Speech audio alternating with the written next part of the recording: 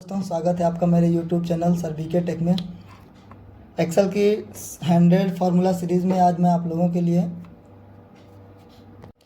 3 most useful फार्मूले लेके आया हूँ। एवरेज, एवरेज इफ तथा एवरेज इफ्स। एक एक फार्मूले को हम एग्जाम्पल की मदद से देखेंगे। तो वीडियो स्टार्ट करते हैं। सबसे पहला हमारा फार्मूला है एवरेज। यहाँ आप पढ़ सकते हैं, एवरेज फार्मूले का उपयोग किन्हीं भी संख्याओं का औसत निकालने के लिए किया जाता है। जैसे कि आप लोग डाटा में देख सकते हैं, यहाँ हमारे पास कुछ एम्प्लॉय के नाम दिए हुए हैं तथा उनकी 2020 की सेल दी हुई है। अब इन्हीं सेल के हिसाब से हमें निकालना है कि टोटल जो एवरेज सेल है वो कितनी हुई है 2020 में। इसको हम एक फार्मूले की सहायता से निकालेंगे, एवरेज फार्मूला। आइए देखते हैं कैसे लगाते हैं इसको। यहाँ आएंगे, यहाँ लिखेंगे इक्वल टू एवरेज।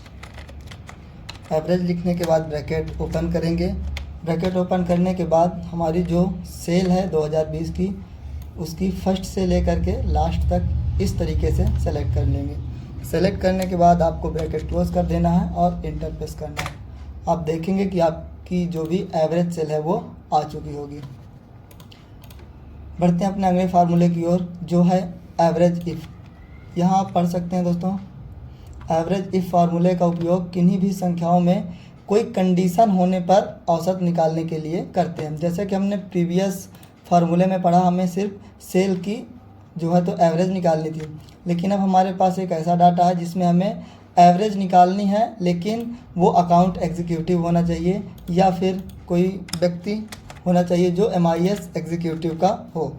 तो उसके लिए हम एवरेज इफ़ फार्मूले का यूज़ करेंगे। हमें यहाँ डिजिग्नेशन दिए हुए हैं और इन लोगों की सेल दी हुई है। इनमें से जो भी व्यक्ति MIS एग्जीक्यूटिव हैं, उन्हीं व्यक्तियों का जो है तो एवरेज आए, उसके लिए हम लगाएंगे एवरेज इफ़ फार्मूला। सबसे पहले इक्वल टू प्रेस करेंगे, एवरेज इफ़ लगाएंगे।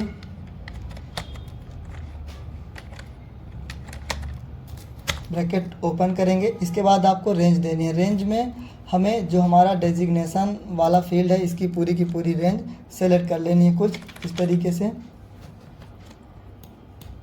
इसके बाद कॉमा करना है।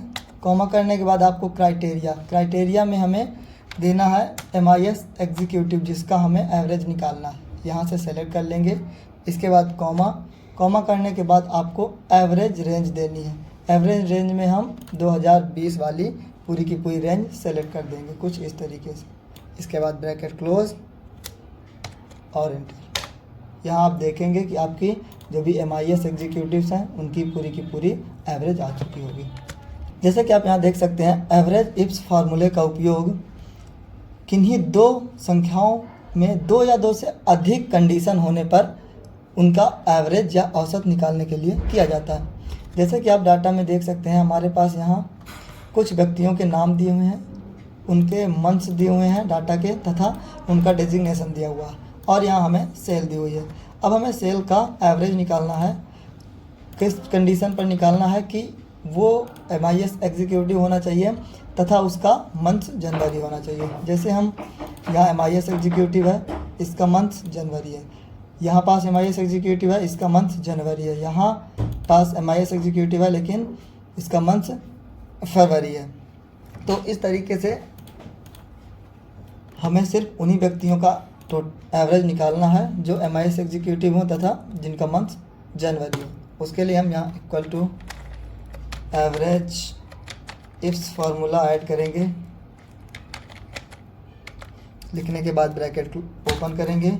ओपन करने के बाद सबसे पहले हमें यहाँ देनी होती है एवरेज रेंज। एवरेज रेंज में हम सेल 2020 वाली पूरी रेंज इस तरीके से सेलेक्ट कर लेंगे।